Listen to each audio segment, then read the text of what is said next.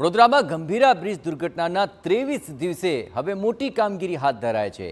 23 દિવસથી લટકતા આ ટેન્કરને કાઢવા માટે તંત્રએ કામગીરી આરંભી છે। બ્રિજ પર લટકતા ટેન્કરને કાઢવાની આ કામગીરી શરૂ કરવામાં આવી।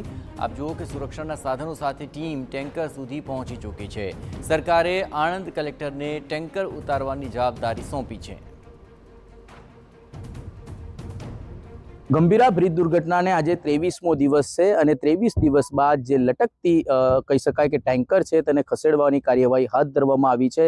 આ ટેન્કર ખૂબ ચર્ચામાં રહ્યું છે। ટેન્કરના માલિક અને ડ્રાઈવરે પણ આ ટેન્કરને મેળવવા માટે રાજ્ય સરકારને અનેકવાર રજૂઆતો કરી છે। ત્યારે ગુજરાત રાજ્યના મુખ્યમંત્રી ભૂપેન્દ્ર પટેલે આણંદ વહીવટીતંત્રને સ્પષ્ટ સૂચના આપી છે ને તેના જ ભાગરૂપે આજે જે આ ટેન્કર છે તેને ખસેડવા માટેની કાર્યવાહી હાથ ધરવામાં આવી છે। થોડી ક્ષણો પહેલા જ આ જે ટીમ છે તેને તમામ જે કહી શકાય ટેન્કર છે તેનું નિરીક્ષણ કર્યું હતું ને નિરીક્ષણ કર્યા બાદ આ જે ટેન્કર છે તેને હવે ખસેડવામાં આવશે। દ્રશ્યોમાં પણ જોઈ શકાય છે કે જે પ્રકારે દૂર દૂર જે ક્રેન ઊભી છે તેની ક્રેન હવે થોડીક ક્ષણોમાં ત્યાં સ્થળ પર પહોંચશે અને આ જે ક્રેન છે તેના દ્વારા આ ટેન્કરને બહાર કાઢાશે। કારણ કે છેલ્લા ઘણા દિવસ સુધી આ ટેન્કર છે જે ખૂબ ચર્ચામાં રહ્યું છે। થોડી ક્ષણો પહેલા જ જે આ ટેન્કર છે તેને નિરીક્ષણ કરવામાં આવ્યું હતું। તેના ઉચ્ચ અધિકારીઓને હાલ રિપોર્ટ સોંપવામાં આવી રહ્યો છે અને અડધો કલાક બાદ આ જે ટીમ છે તે ફરી એક વખત સ્થળ પર આવશે અને ત્યારબાદ આ જે ટેન્કર છે તેને બહાર કાઢવામાં આવશે। જે પ્રકારની પ્રાથમિક માહિતી છે કે થોડાક ક્ષણોમાં હવે આ જે ટીમ છે એ ફરી એક વખત ટેન્કર સ્થળ પર આવશે અને ત્યારબાદ જે કહી શકાય કે